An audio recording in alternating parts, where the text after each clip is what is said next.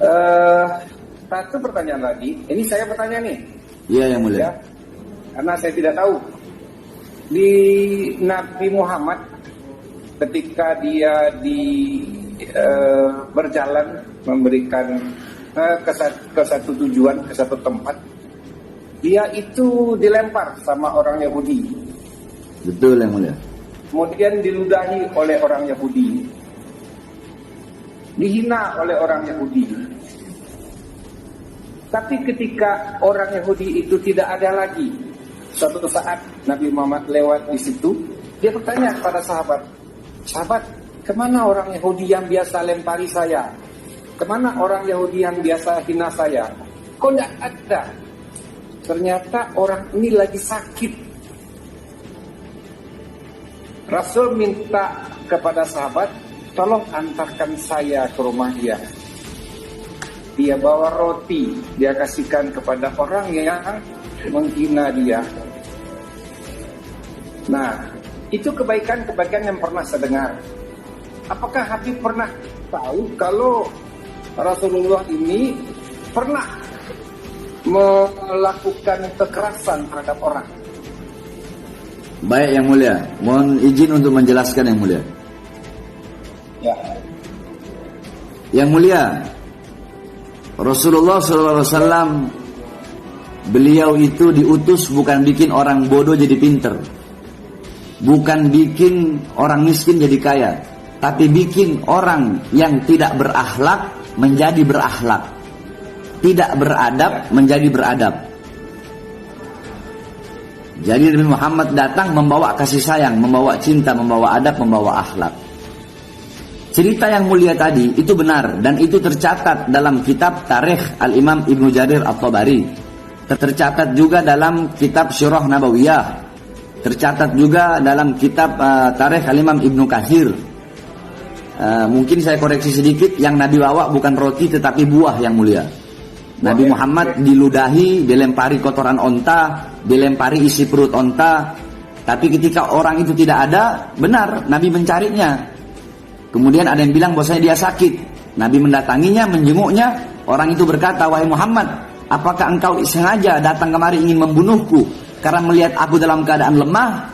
Kemudian Nabi Muhammad berkata, "Tidak, aku datang kemari ingin membesukmu, ingin menjengukmu dan mendoakan agar engkau lekas sembuh. Ini buah aku bawakan untukmu, semoga kau cepat sembuh." Kemudian orang Yahudi itu berkata, "Sanak saudaraku, kerabatku belum melihatku, tapi engkau orang yang selalu aku lempari kotoran, malah engkau yang datang melihatku. Saksikanlah bahwasanya aku masuk ke dalam agama Islam." Yang mulia, itu masalah pribadi Rasulullah.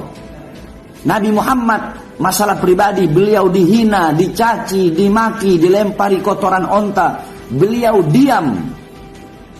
Tetapi kalau selain daripada urusan pribadi, beliau tidak pernah diam.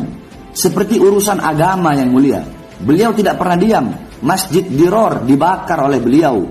Ada yang mengaku nabi palsu, Musailamah al-Kadzab dibunuh oleh beliau. Bukan hanya dibunuh yang mulia, dan itu bukan hanya zaman Nabi. Di zaman Sayyidina Abu Bakar As-Siddiq, beliau pernah menyuruh memotong tangan perempuan yang pernah menghina Rasulullah SAW. Di zaman Sayyidina Umar bin Khattab pernah membunuh orang yang menghina Rasulullah SAW. Nah, jadi Rasulullah dan para sahabat selama masalah pribadi, beliau memaafkan dan tidak pernah mempermasalahkan. Saya yang mulia, saya buka di sini. Berapa banyak orang mencaci maki saya tidak pernah membalas dengan cacian, dengan makian.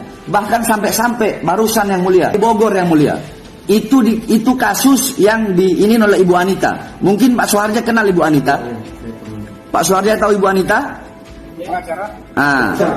Jaksa, namanya Ibu Anita.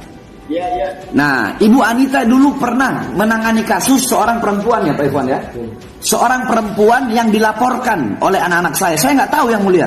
Dia dilaporkan karena menghina saya di media sosial. Akhirnya saya bikin surat pernyataan bahwasanya saya tidak rela, tidak ridho kalau perempuan itu ditahan. Saya minta tolong perempuan itu segera dibebaskan. Kalau sekalipun diadili, saya mohon vonis bebas. Itu saya yang mulia. Dan itu bisa ditanyakan kepada jaksa Ibu Anita dan bisa ditanyakan langsung kepada korban-korban. Dan masih banyak lagi orang-orang yang menghina saya. Kalau pribadi saya nggak apa-apa, saya rela, saya ridho. Saya punya kakek Sayyidina Ali bin Abi Thalib.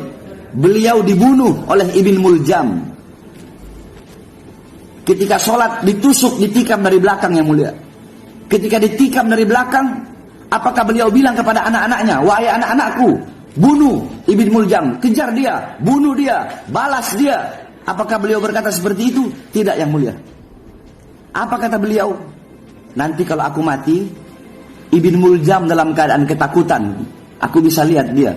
Beri dia perlindungan sebagaimana perlindungan yang kalian berikan kepada aku. Apabila dia di penjara, beri dia makanan sebagaimana makanan yang kalian berikan kepada aku. Beri dia minum sebagaimana minuman yang kalian berikan kepada aku. Itu akhlak dan adab kakek kami apabila pribadinya yang dihina bahkan dibunuh sekalipun yang mulia. Kenapa? Karena kakek kami Sayyidina Ali berkata, ta'addabtu bi'adabin nabi. Aku beradab dengan adab Nabi Muhammad. Aku berakhlak dengan akhlak Nabi Muhammad. Sedangkan Nabi Muhammad berkata, addabani rabbi fa ahsana ta'dibi.